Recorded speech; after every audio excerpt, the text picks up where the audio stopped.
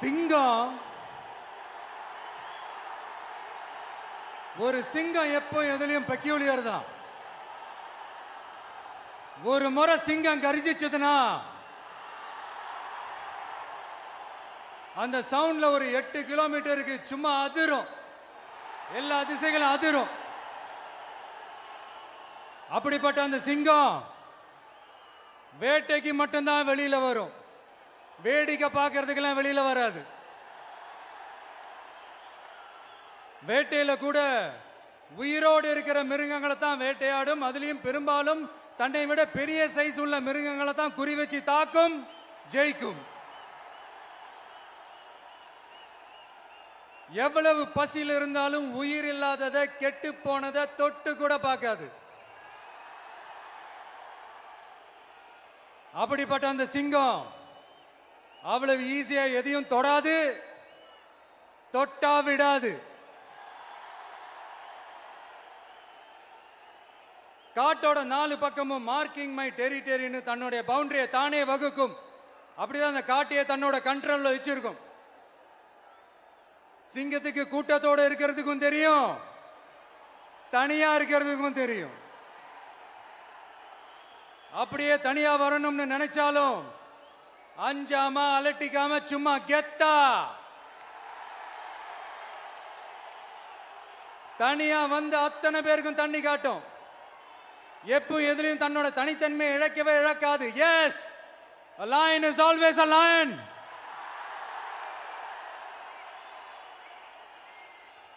There are so many jackals and other animals in the forest, but there will be only one lion. And even if it is single, it will be the king of jungle. It is not only a description but also a clear declaration. சிங்கத்தை பத்தி பேசிட்டு நம்ம சிங்க குட்டிகளையும் சிங்க பெண்களையும் பத்தி நம்ம பேசாம இருக்க முடியுமா? அவங்கள எப்படி நான் மறப்பேன்? அவங்க தான் என்னுடைய உயிராச்சே. என் நெஞ்சில் குடியிருக்கும்.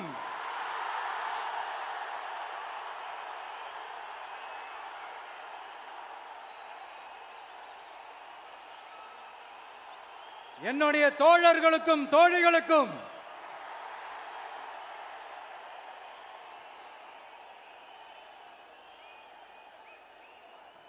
நேர்ல வர முடியாத சூழல்ல வீட்டில் இருந்துகிட்டே நம்மளோட இந்த மாநாட்டில் நேரலை வாயிலாக கலந்துகிட்டு இருக்கிற என்னுடைய அம்மாக்கள், அக்கா தங்கைகள், அண்ணன் தம்பிகள், நண்பர்கள் அனைவருக்கும் என்னோட உயிர் வணக்கம்.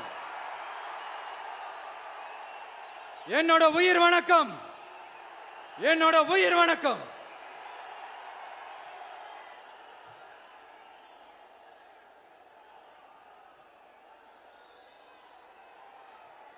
வீரம் விளையும் மாமதுரை மண்ணை வணங்குகிறேன்.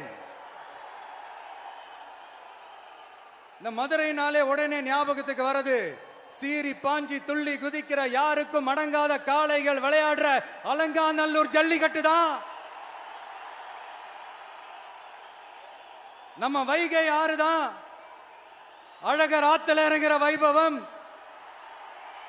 மதுரை மீனாட்சி அம்மன்.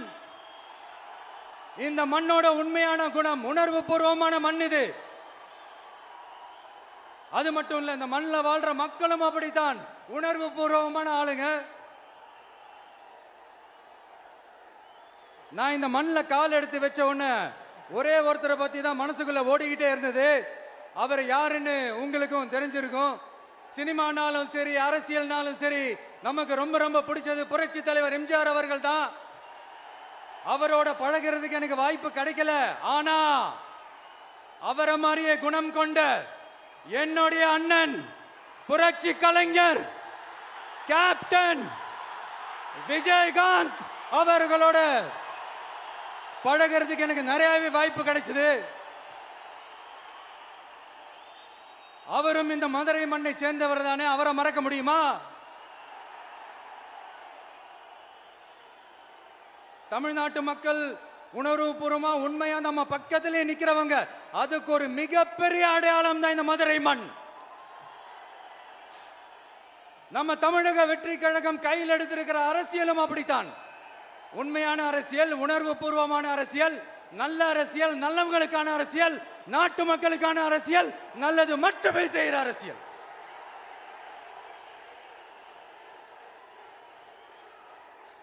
இதோ நம்மளுடைய இந்த இரண்டாவது மாநில மாநாடு வாகை சூடும் வரலாறு திரும்புகிறது. அப்படி இந்த மாநாட்டுக்கு பேர் வச்சிருக்கிறோம். 1967லயும் 1977லயும் நம்ம தமிழக அரசியல் ஒரு மிகப்பெரிய ஆட்சி அதிகார மாற்றங்கள் ஒண்ணு நடந்துச்சு இல்லையா? அதே மாதிரிதான் அடுத்த வருஷம் 2026ல அப்படி ஒரு வரலாறு திரும்ப போகுதுன்னு உறுதியா சொல்றதுக்கான மாநாடு தான் நம்மளோட இந்த இரண்டாவது மாநில மாநாடு. விக்கிரவாண்டி வீசாலையில் நம்மளுடைய ஃபர்ஸ்ட் மாநாடு நடத்தணும், வெற்றி கொள்கை திருவிழா. அதுக்கப்புறமே நீங்க பார்த்திருப்பீங்க, தமிழக அரசியல் அந்த தட்ப வெப்பத்தையே மாத்தினுச்சு. நமக்கு எதிராக எத்தனை குரல்கள். ஆனா உங்களுக்கு தான் நம்மளை பத்தி நல்லா தெரியுமே, எந்த குரலையும் காதலையே போட்டுக்காம மக்களோட குரலை மட்டுமே கேட்டுக்கிட்டு நமக்கு எதிராக வர அத்தனை கூக்குரல்களையும் சின்னதா ஒரு சிரிப்போடவே கடந்து வந்திருக்கிறோம். அது இல்லாம நம்ம மாநாட்டில் ஒலிக்கிற இந்த குரல் இந்த ஒற்றை தமிழ் மகனோட குரல் மட்டுமல்ல, ஒட்டுமொத்த தமிழ்நாட்டு மக்களுடைய குரல். தமிழ்நாட்டில் இருக்கிற ஒவ்வொரு வீட்டில இருந்தும் ஒலிக்கிற குரல், ஒட்டுமொத்த உலகெங்கும் வாழும் ஒவ்வொரு தமிழ் வீட்டிலிருந்தும் எழும் குரல். இந்த சினிமா என்கிற மாபெரும் கலை ஆயுதத்தின் வாயிலாக சாதி, மதம், இனம், பாலினம், மொழி கடந்து இந்த நாட்டின் மூளை முடுக்கெங்கும் ரசிகர்களாக இருந்து தோழர்களாக நம்மோடு பயணிக்க துவங்கியுள்ள அனைவரோடும் இணைந்த ஒவ்வொரு மனிதருக்காகவும் ஒலிக்கிற உரிமை குரல். மாநில உரிமைக்காக, பெண் உரிமைக்காக, சமூக நீதிக்காக, சமநீதிக்காக, மதச்சார்பின்மைக்காக உண்மையா ஒலிக்கிற குரல். அதனால் இந்த குரலுக்கு எதிராக இன்னும் இன்னும் எத்தனை எத்தனை குரல்கள் வந்தாலும் ஓங்கி ஒலிக்குமே தவிர ஒரு நாளும் ஓயவே ஓயாது. Yes, it is an unstoppable voice, an unstoppable force.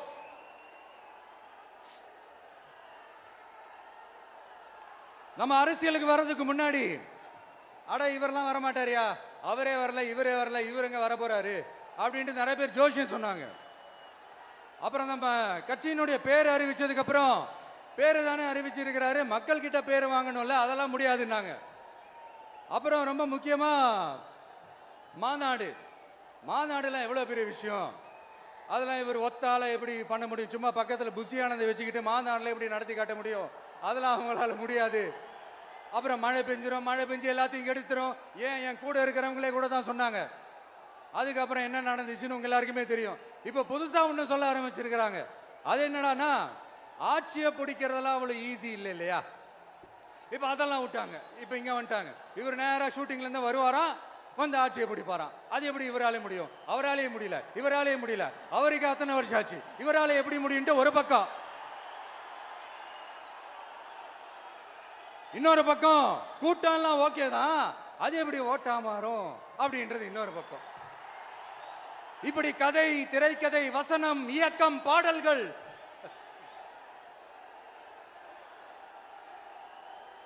அதனால இந்த அரசியல் ஆய்வாளர்களுக்கு நான் சொல்றதெல்லாம் ஒன்னேதான், நல்லா கேட்டுக்கங்க. இந்த விஜய் ஏதோ இந்த பல லட்சம் பேர் கூடுற கூட்டத்தில் மட்டுமே இருக்கிறாரு அப்படின்னு மட்டும் தப்பு கணக்கு போட்டாதீங்க. ஏன்னா நம்மளுடைய இந்த கூட்டம் வெறும் ஓட்டா மட்டும் இல்லைங்க, வரப்போற தேர்தலில் மக்கள் விரோத ஆட்சியாளர்களுக்கு நாம வைக்க போற வேட்டா, நம்மளை கோட்டைக்கு அனுப்ப போற ரூட்டா இருக்க போதுன்னு சீக்கிரமாவே தெரிஞ்சுப்பீங்க. ஏன்னா கோடிக்கணக்கானவங்களோட ஹார்ட்லயும் வீட்லயும் ஏற்கனவே ஆல்ரெடி உயிரா, உணர்வா, உறவா இருக்கிறோம். நம்மளுடைய கனெக்ட் எல்லாம் வெறும் மக்களோட மட்டும்தான். நாம யாருன்னு அவங்களுக்கு தெரியும், அவங்க யாருன்னு நமக்கு தெரியும். நாமளும் நம்ம மக்களும் எப்படி இருக்கிறோம்னு எதிரிங்களுக்கு நல்லாவே தெரியும். இருந்தாலும் இந்த விஜய் எதுக்குப்பா வந்திருக்கிறாரு, இவர் என்ன புதுசா என்ன திட்டம்லாம் சொல்லிட்டாரு அப்படின்னு வேற நிறைய கேள்விகள். இந்த சொல்றேன் தெரிஞ்சுக்கங்க. பெண் குழந்தைகள், பெண்கள் மற்றும் வயசானவங்களோட பாதுகாப்புல தான் நம்ம பிரையாரிட்டியே. அடுத்து இளைஞர்கள், உழவர்கள், உழைப்பாளர்கள், நெசவாளர்கள், மீனவர்கள், ஆதரவற்ற முதியோர்கள், மாற்றுத்திறனாளிகள், மூன்றாம் பால் இனத்தவர்கள்னு இன்னும் இங்க யாருக்கெல்லாம் கவர்மெண்டோட ஒரு ஸ்பெஷல் அட்டென்ஷன் தேவையோ அவங்க எல்லாருக்குமான ஒரு கவர்மெண்ட் அமைக்கிறது தான் நம்ம இலக்கே. நான் ஏற்கனவே சொன்னதை தான் இங்க நான் திரும்பவும் சொல்றேன். நம்மளுடைய இந்த தமிழக வெற்றி கழகம் ஏதோ அரசியல் ஆதாயத்துக்காக தொடங்கப்பட்ட கட்சியெல்லாம் கிடையாதுங்க. கொள்கை கோட்பாடுகளோடு தந்தை பெரியார், பெருந்தலைவர் காமராஜர், அண்ணல் அம்பேத்கர், வீரமங்க வேலு நாச்சியார், மக்கள் சேவகர் அஞ்சலை அம்மாள், நம்மளுடைய 5 கொள்கை தலைவர்களோட வழிகாட்டுதல்களோடு தொடங்கப்பட்ட கட்சி. நம்ம ஸ்டாண்ட்ல நாம எப்பவுமே ஸ்ட்ராங்கா தாங்க இருக்கிறோம். அதுல எந்த மாற்றத்துக்கோ எந்த சமரசத்துக்கோ துளி கூட இடமில்லை. நம்மளுடைய ஒரே கொள்கை எதிரி பாஜக தான். நம்மளுடைய ஒரே அரசியல் எதிரி திமுக தான். எப்படி? நம்மளுடைய ஒரே கொள்கை எதிரி, நம்மளுடைய ஒரே அரசியல் எதிரி ஏதோ அண்டர் கிரவுண்ட் ஆதாயத்துக்காக டீல் போட்டுக்கிட்டு டீல் பேசிக்கிட்டு இந்த அலையன்ஸ் வச்சுக்கிட்டு இந்த ஊரை ஏமாத்துற கட்சி எல்லாம் நம்ம டிவிக்கே கிடையாதுங்க. யாருக்காகவும் எதுக்காகவும் எந்த பயமும் கிடையாது. மாபெரும் பெண்கள் சக்தி நம்மளோட இருக்கிறாங்க, மாபெரும் இளைஞர்கள் சக்தி நம்மளோட இருக்கிறாங்க, ஒட்டுமொத்த தமிழ்நாட்டு மக்களுடைய சக்தி நம்மளோட நிக்கிறாங்க. அப்படி இருக்கும்போது இந்தியாவில் இருக்கிற எல்லா ஸ்டேட்லயும் வாழ்ற நம்ம தமிழ் நெஞ்சங்கள் மட்டும் இல்ல, உலகம் பூரா 100க்கும் மேலான நாடுகள்ல வாழ்ற நம்ம தாய் தமிழ் உறவுகள் எல்லாருமே என்ன விஜய் தளபதி விஜய் இல்லனா விஜய் தளபதி இப்படி சொந்தம் கொண்டாடுற கோடிக்கணக்கானவங்களோட அன்பு மாசியும் நம்மளோட இருக்கும்போது, இவங்க எல்லாருமே நம்மளோட நிற்கும் போது எதுக்குங்க இந்த பாசிச பாஜகவோட நேரடி கூட்டணியோ இல்ல மறைமுக கூட்டணியோன்னு உறவு வச்சுக்க? நாம என்ன உலகமாக ஊழல் கட்சி என்ன?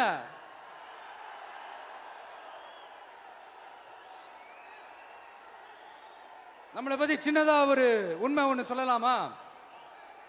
என்னடா இவர் வாயால இப்படி சொல்றாருன்ட்டு யாரும் தவறா நினைச்சுக்க வேணாம். ஏன்னா இது ஒரு விதத்துல ஒரு ஃபேக்டும் கூட. அதனாலதான் நான் சொல்லணும்னு ஆசைப்படுறேன். நம்ம யார் தெரியும்ல? நாம எல்லாருமே சொல்றேன். நாம யார் தெரியும்ல? இந்தியாவின் மாபெரும் மக்கள் சக்தி கொண்ட ஒரு மகத்தான வெகுஜன மக்கள் படை.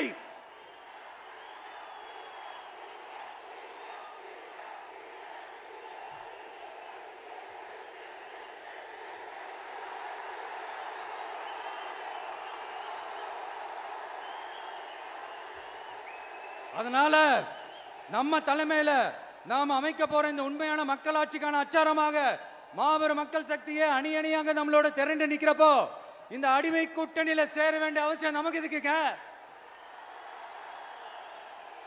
நம்மளுடைய இந்த கூட்டணி சுயமிழந்த கூட்டணியெல்லாம் இருக்காது, சுய மரியாதை கூட்டணியா தான் இருக்கும். இந்த ஒரு பக்கம் RSS கிட்ட அடிபணிஞ்சுக்கிட்டு, இன்னொரு பக்கம் மதச்சார்பற்ற கூட்டணின்னு இந்த மக்களை ஏமாத்துற கூட்டணியெல்லாம் நம்ம கூட்டணி இருக்காது.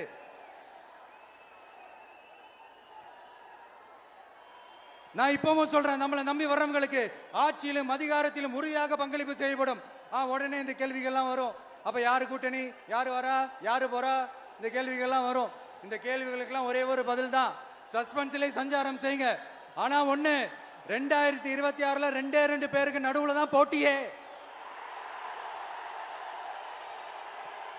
ஒன்னு TVK,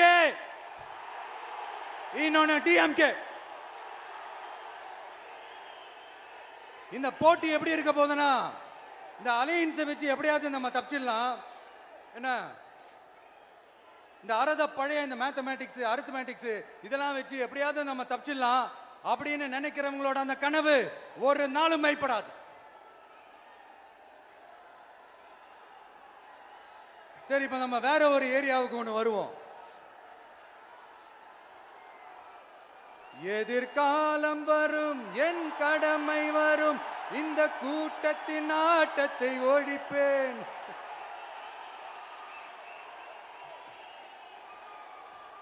மக்கள் அரசியல் என்ற அந்த சவுக்க கையில் எடுக்கலாமா? யாருக்கு எதிரான தானே கேட்கிறீங்க? வேற யாரு?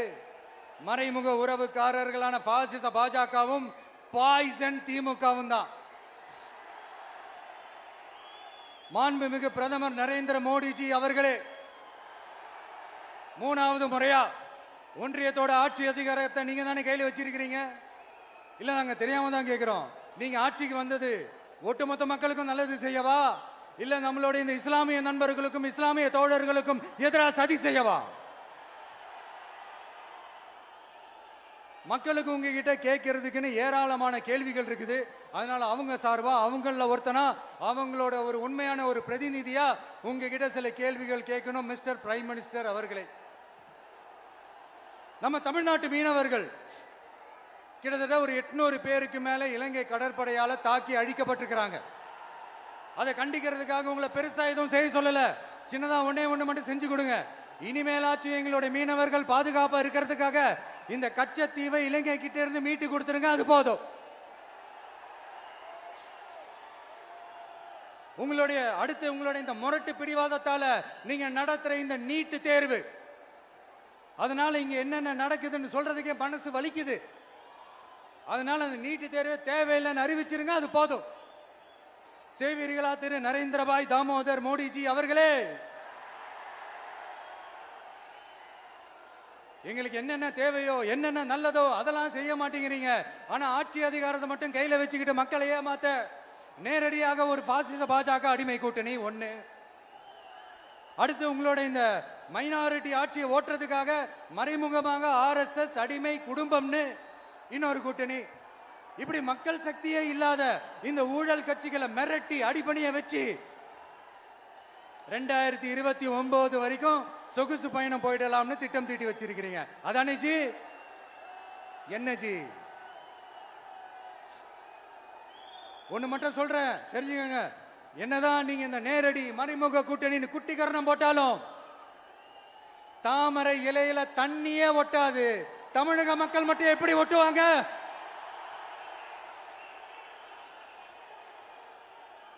இங்க ஒரு MP சீட்டு கூட தரலன்றதுக்காக தமிழ்நாட்டுக்கும் தமிழ்நாட்டு மக்களுக்கும் எதுவுமே செய்யாம ஓரவஞ்சனை செய்யுது இந்த ஒன்றிய பாஜக அரசு. சங்கம் வச்சு தமிழ் வளர்த்த மண் இந்த மதுரை மண். அதனால இங்க அந்த கீழடியில கிடைச்ச ஆதாரங்களை எல்லாம் மறைச்சிட்டு எங்க நாகரிகத்தையும் எங்க வரலாறையும் அழிக்கிறதுக்காக உள்ளடி வேலை செய்யலாம்னு நினைக்கிறீங்க. தமிழ்நாட்டை தொட்ட என்ன நடக்கும் நீங்க பல உதாரணங்கள் இருக்குது. அதனால இதையெல்லாம் மறைச்சிட்டு எங்க மக்களை ஏமாத்திடலாம்னு மட்டும் நினைக்காதீங்க. மத நல்லிணக்கத்திற்கு பெயர் பெற்ற இந்த மதுரை மண்ணிலிருந்து சொல்றேன், உங்க எண்ணம் எல்லாம் ஒரு நாளும் ஈடேறாது.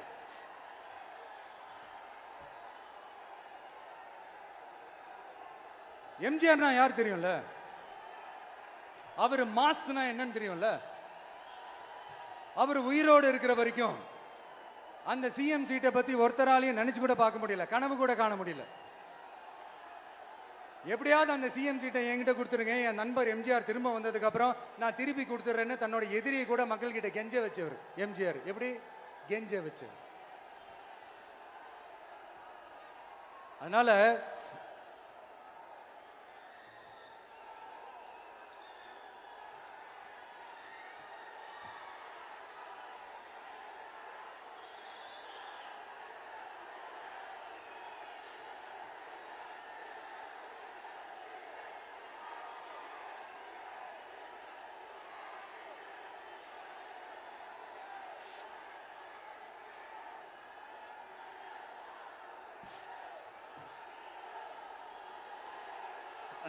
ஆனா இப்போ அவர் ஆரம்பிச்ச அந்த கட்சியை, எம்ஜிஆர் அவர்கள் ஆரம்பிச்ச அந்த கட்சியை கட்டி காக்கிறது யாரு? இன்னைக்கு அந்த கட்சி எப்படி இருக்குது? அதை நான் சொல்லிதான் உங்களுக்கு தெரியணுமா? அப்பாவி தொண்டர்கள் அதை வெளியில சொல்ல முடியாம வேதனையில தவிக்கிறாங்க. 2026 சட்டமன்ற தேர்தலில் யாருக்கு ஓட்டு போடணும், எப்படிப்பட்ட ஆட்சி இங்க அமையணும்னு அந்த அப்பழுக்கற்ற அந்த தொண்டர்களுக்கும் ரொம்ப நல்லாவே தெரியும். அதனால என்ன வேஷம் போட்டுக்கிட்டு பாஜக இங்க தமிழ்நாட்டுக்குள்ள வந்தாலும் அவங்க வித்தை எல்லாம் இங்க வேலைக்கே ஆகாது. இப்படி பொருந்தா கூட்டணியா இந்த பாஜக கூட்டணி இருக்கிறதுனால இப்ப ஆட்சியில இருக்கிற இந்த வெற்றி விளம்பர மாடல் திமுக என்ன செய்யுதுன்னு தெரியும்ல? பாஜகவோட உள்ளுக்குள்ள ஒரு உறவை ஒன்று வச்சுக்கிட்டு வெளியில எதிர்க்கிற மாதிரி ஒரு டிராமா ஒன்று பண்ணிக்கிட்டு எதிர்கட்சியா இருந்தா போங்க மோடின்னு பலூன் விடுறது, ஆளுங்கட்சியா இருந்தா வாங்க மோடின்னு கொடை பிடிச்சுக்கிட்டு கும்பிடு போடுறது. இது மட்டுமா? ஒரு ரைடுன்னு ஒன்று வந்துட்டா போதும், இது வரைக்கும் போகவே போகாத ஒரு மீட்டிங், அதை காரணம் காட்டி டெல்லிக்கு போறது, அங்க ஒரு சீக்கிரட் மீட்டிங் நடத்துறது. நல்லா நோட் பண்ணணும் மக்களே, அந்த மீட்டிங் அப்புறம் இந்த இஷ்யூ அப்படியே காணாம போயிருக்குமே. அதேதான் Stalin uncle, what uncle is very wrong uncle.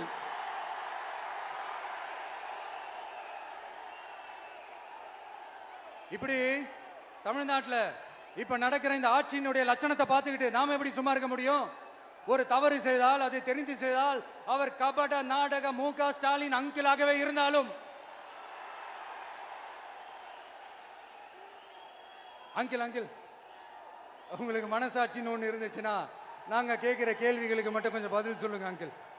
நீங்க நடத்துற இந்த ஆட்சியில நேர்மை இருக்கா? நியாயம் இருக்கா? ஊழல் இல்லாம இருக்கா? சட்டம் ஒழுங்கு சரியா இருக்கா? பெண்களுக்கு பாதுகாப்பு இருக்கா? பொதுமக்களுக்கு பாதுகாப்பு இருக்கா? இயற்கை வளங்களுக்கு பாதுகாப்பு இருக்கா? சொல்லுங்க மை டியர் அங்கிள், சொல்லுங்க. டாஸ்மாக்ல மட்டுமே இது வரைக்கும் 1000 கோடிக்கு மேல ஊழல்னு சொல்றாங்க. அதுல மட்டுமா தப்பு நடக்குது? வேற எதுல தான் நடக்கல? உலகத்திலே மிஸ்டர் கிளீன் ரெக்கார்ட்ஸ் எல்லாம் உங்களுக்கும் உங்க கூட இருக்கிறவங்களுக்கும் மட்டும்தான் அங்கிள் கொடுக்கணும். இதை பார்த்து வாயே இல்லாத ஊரு கூட வயிறு வலிக்கு சிரிக்குது. பெண்களுக்கு 1000 ரூபாய் கொடுத்துட்டீங்கன்னா போதுமா அங்கிள்? அப்படியே அதை மூடி மறைச்சிடலான்னு பாக்குறீங்களா?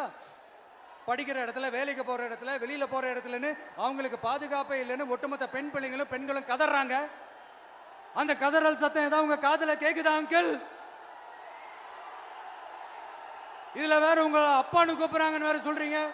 What is this uncle? Is very very wrong uncle, is very very wrong. பெண்களுக்கு மட்டுமா பொய் வாக்குறுதி கொடுத்து ஏமாத்துறீங்க? அரசு ஊழியர்கள், ஆசிரியர்களை ஏமாத்துறீங்க, விவசாயிகளை ஏமாத்துறீங்க, பரந்தூர்ல பாதிப்பே வராதுன்னு சொல்லி ஏமாத்துறீங்க, மீனவர்களை ஏமாத்துறீங்க, போதைப் பொருள் கலாச்சாரத்தை ஒழிக்காம ஏமாத்துறீங்க. ஐயோ ஐயோ ஐயோ, very very வஸ்ட் uncle, very very வஸ்ட்.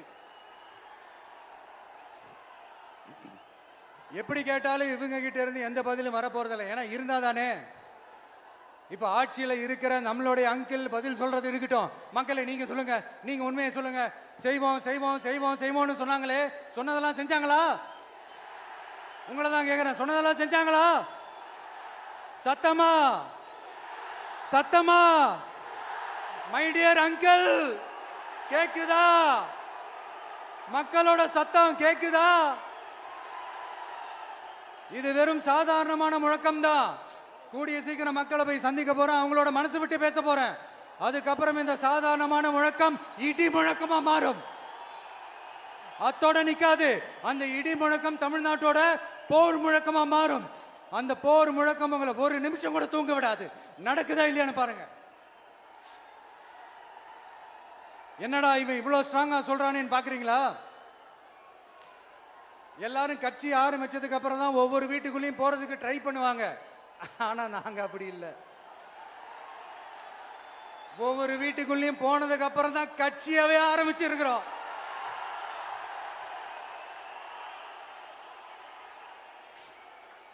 அதனால ஒட்டுமொத்தமா எல்லாருமா சேர்ந்து இந்த திமுக ஆட்சிய, கபட நாடக திமுக ஆட்சிய 2026 தேர்தலில் வீட்டுக்கு அனுப்புறோம். வீட்டுக்கு அனுப்புறோம். என்ன நண்பா, சரிதானே? என்ன நண்பி, செய்வீர்கள் தானே? இப்போ உங்களுக்கு சின்னதா ஒரு சர்ப்ரைஸ். நம்ம கட்சியினுடைய வேட்பாளர் பட்டியலை இப்ப நான் அறிவிக்க போறேன். மதுரை கிழக்கு வேட்பாளர் விஜய். இன்னும் முடிக்கல. ஒரு நிமிஷம், இன்னும் முடிக்கல. மதுரை மேற்கு வேட்பாளர் விஜய்.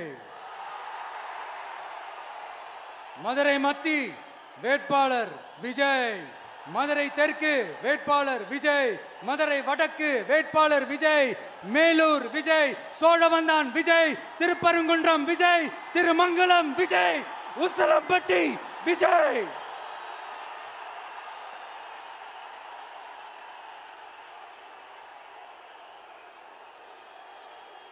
என்னடா எல்லா தொகுதியிலையும் ஒரே வேட்பாளர்னு பாக்குறீங்களா? 234 தொகுதியிலையும் இந்த விஜய் தான், அதாவது உங்க விஜய் தான் உங்க சின்னம். இன்னும் சிம்பிளா சொல்லணும்னா உங்க வீட்டில் இருக்கிற ஒருத்தர் தான் வேட்பாளரா நிக்க போறாங்க. அந்த வேட்பாளரும் நானும் வேறு வேறு இல்லை. நீங்க அவருக்கு ஓட்டு போட்டீங்கன்னா எனக்கு ஓட்டு போட்ட மாதிரி, இந்த முகத்துக்காக நீங்க ஓட்டு போட்டீங்கன்னா உங்க வீட்டில் இருக்கிற உங்களுடைய வேட்பாளர் ஜெயிச்ச மாதிரி. என்னடா இவர் ஏதோ ஓவரா சொல்றாருன்னு நினைக்க வேணாம். பிராக்டிக்கலா அப்படிதான் இருக்கும், அப்படிதான் இருக்கணும். நீங்களும் அப்படிதான் நினைப்பீங்கன்னு நான் நம்புறேன். ஏன்னா இது நம்மளை விட நம்ம எதிரிங்களுக்கு இன்னும் நல்லாவே தெரியும். அதனால எல்லாம் இந்த அதிகார பலம் எல்லாத்தையும் தூக்கிட்டு வந்துருவாங்க. வரட்டும், பாத்துக்கலாம். TVK will take it, TVK will meet it, TVK will compete with it and TVK will conquer it, TVK will conquer it.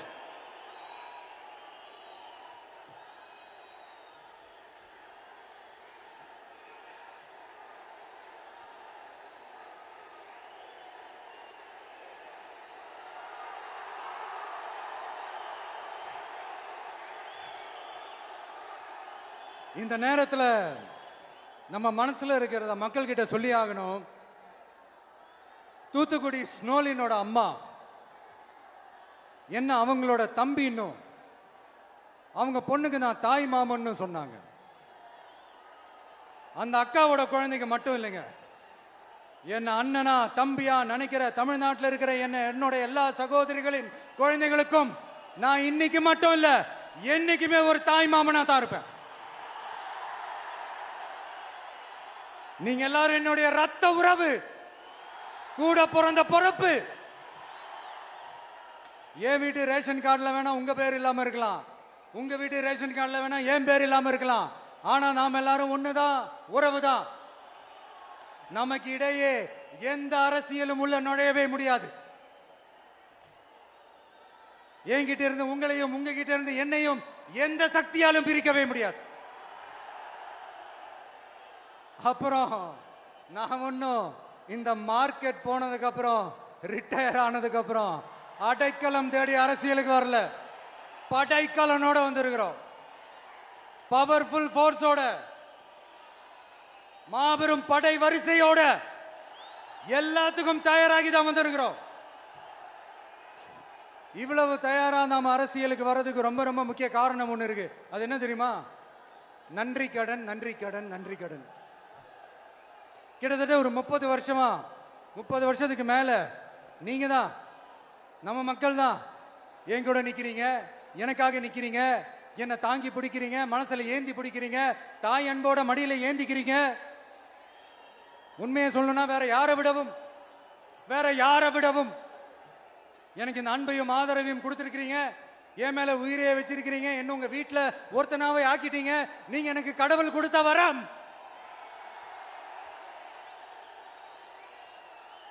உலகம் பூரா நமக்காக நம்ம கூட நிக்கிற நம்ம மக்களை நான் எப்படி மறப்பேன்?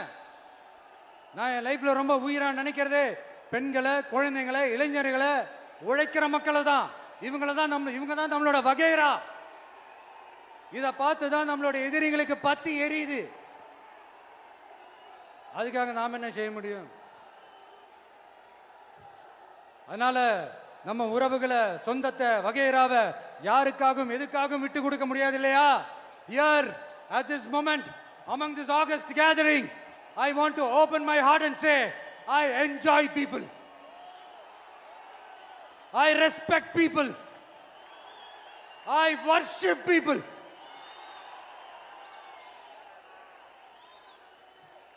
சரிப்பா, இவ்வளவு செஞ்ச நம்ம மக்களுக்கு நன்றி கடனா உன்னால முழுமையா செலுத்த முடியுமான்னு கேட்டா சத்தியமா சொல்றேன், என்னால முடியாதுதான். இன்னும் எத்தனை ஜென்மம் எடுத்தாலும் அந்த நன்றி கடனை என்னால தீர்க்கவே முடியாது.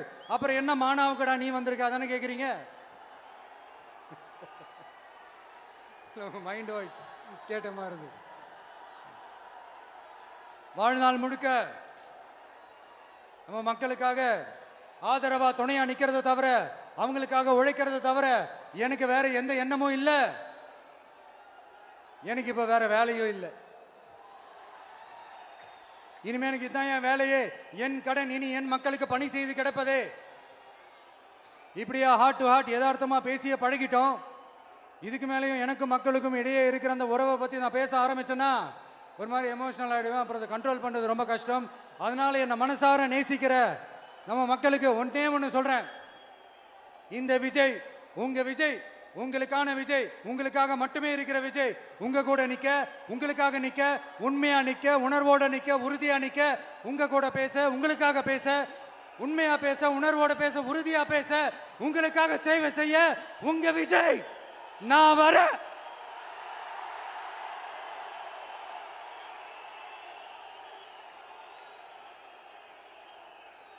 சொல்லல முக்கியம், செயல் செயல் செயல் தான் முக்கியம். செய்கை தான் சும்மா சிறப்பா இருக்கணும். நான் ஆட்சிக்கு வந்தேன்னா சும்மா அது செய்வேன், இது செய்வேன், நல்லது செய்வேன், உருட்டுவேன், புரட்டுவேன், அதெல்லாம் கிடையாது. செய்யறதுக்கு, நல்லது செய்யறதுக்கு, நல்லது செய்யறதுக்கு மட்டும்தான் இந்த விஜய். அப்புறம் ஒரு அரசியல் தலைவன் அவன் சினிமாக்காரனா, நல்லவனா, கெட்டவனா, இதெல்லாம் தாண்டி அவன் உண்மையானவனா, அதுதான் ரொம்ப ரொம்ப முக்கியம். இது சம்பந்தமா ஒரு குட்டி கதை ஒன்று சொல்றேன்.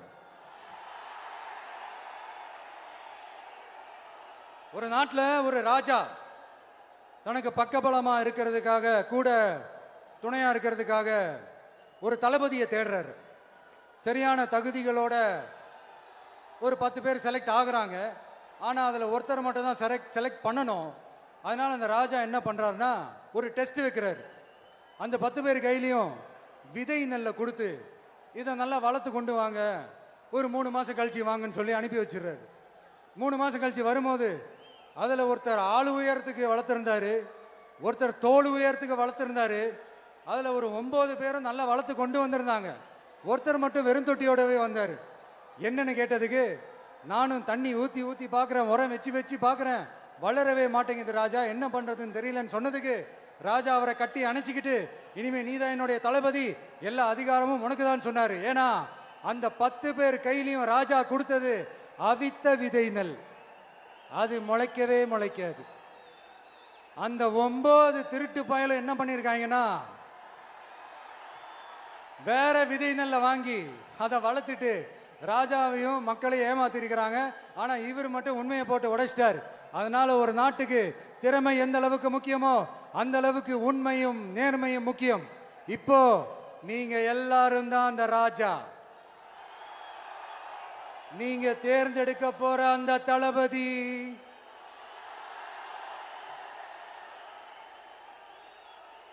சும்மா சினிமாக்காரன் சினிமாக்காரன் சினிமாக்காரன். அம்பேத்கர் அவர்களை தோக்கடிச்சது சினிமாக்காரன் இல்ல, அரசியல்வாதி. காமராஜர் அவர்களை தோக்கடிச்சது, இங்க விருதுநகர் பகுதியில் தோக்கடிச்சது சினிமாக்காரன் இல்ல, இன்னொரு அரசியல்வாதி. இன்னைக்கும் நம்ம கூட வாழ்ந்துட்டு இருக்கிற நல்ல கண்ணு ஐயாவை தோக்கடிச்சது சினிமாக்காரன் இல்ல, அரசியல்வாதி. இப்படிப்பட்ட நல்ல நல்ல தலைவர்களை எதிர்த்து நின்று தோக்கடிக்கணும்னு அந்த எண்ணத்தை உருவாக்குனது சினிமாக்காரன் இல்ல, அரசியல்வாதி. அதனால எல்லா அரசியல்வாதியும் அறிவாளியும் கிடையாது, எல்லா சினிமாக்காரனும் முட்டாளும் கிடையாது. கான்பிடண்டா இருங்க, நல்லதே நடக்கும், வெற்றி நிச்சயம். மீண்டும் சந்திக்கும் வரை நன்றி, வணக்கம்.